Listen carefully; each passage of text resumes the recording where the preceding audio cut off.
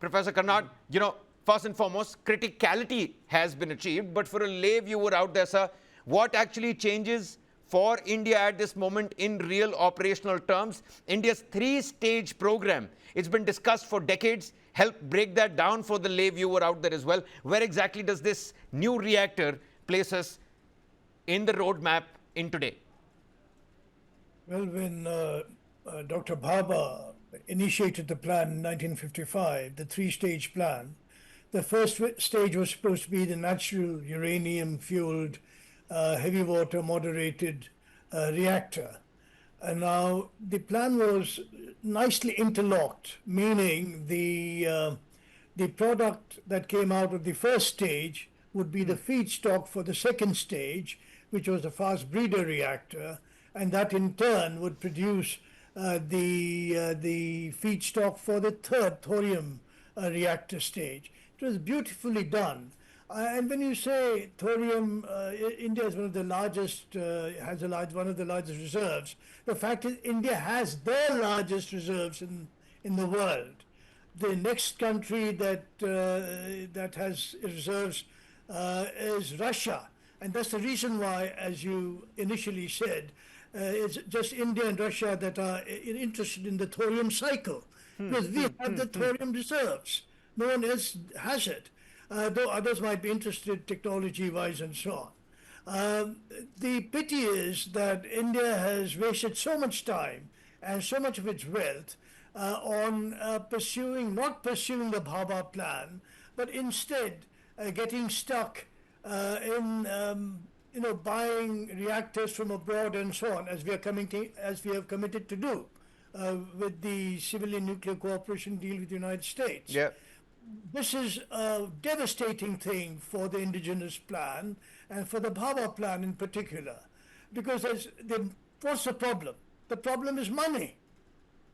It's not the skills and the manpower. If you have only so much money to invest, where would you rather invest it?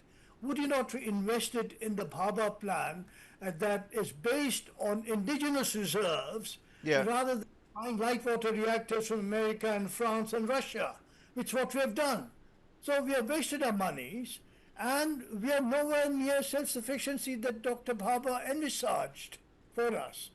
Professor, how far are we really from grid scale, stable electricity generation?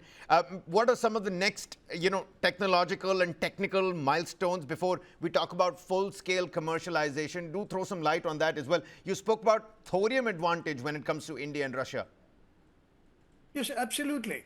Look, again, because insufficient monies have been invested, there's not the pace that we ought to have had in the program. So we are lagging behind in terms of time and cost, because what you don't have, then you try to put in some money somewhere and you stretch that out over the years and so on. So this is what has happened. We had the fast breeder test reactor in 1985. We started building it. It has taken us 40 years to get to finesse our technologies, the fast breeder technologies, to get to a point where we are now going to be commercially operating it by end September of this year. So we have taken 40 years. When that timeline could have collapsed, we would have helped it collapse, the government, by making the right decisions, which we haven't. Now, the fast breeder reactor is a great advance on what we had in terms of the can-do reactor. For instance, just a thing that I might add, how we could have financed our own program.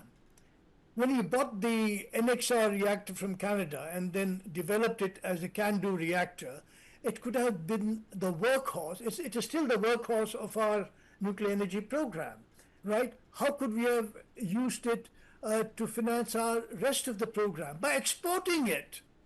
We could have exported our 220 megawatt reactors to a whole bunch of countries, developed a whole chain of dependencies that would have relied on us for our reactor technology to work it, and so on and so forth.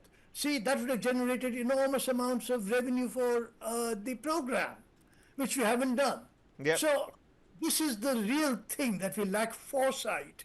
Our government seems to lack foresight.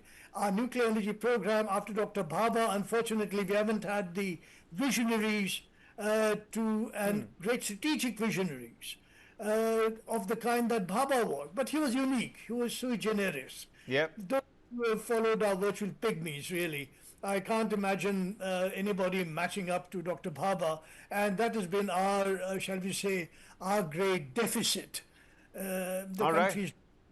All right. And so, again, just to talk about technology, Yeah, yeah. this breeder helps you get into the thorium cycle.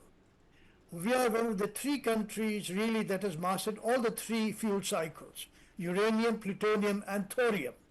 Now, thorium, we started our experimental reactor, Kamini, which is a pure thorium reactor with a sodium coolant, which is again in Kalpakkam. So that's an experimental reactor. We need to scale it up. That will happen after we get going with our fast breeder, right? Which we have delayed for all the reasons that I mentioned. And so we are again lagging behind, as we invariably do, in strategic technologies and in becoming. Those are all credible points, Professor. But, I'm here thinking as a lay viewer myself when it comes to, nuclear science, that, better late than never. And hey, we've arrived, we've come, of course, delay is a tragedy here. And maybe, the great scientist Bhabha is turning in his grave, but we have come here. And we have come here in decent time. Let's talk about what we can do from here on. And you've, very rightly pointed about the thorium advantage. And this is going to create a strategic supply chain advantage as well because of our own reserves.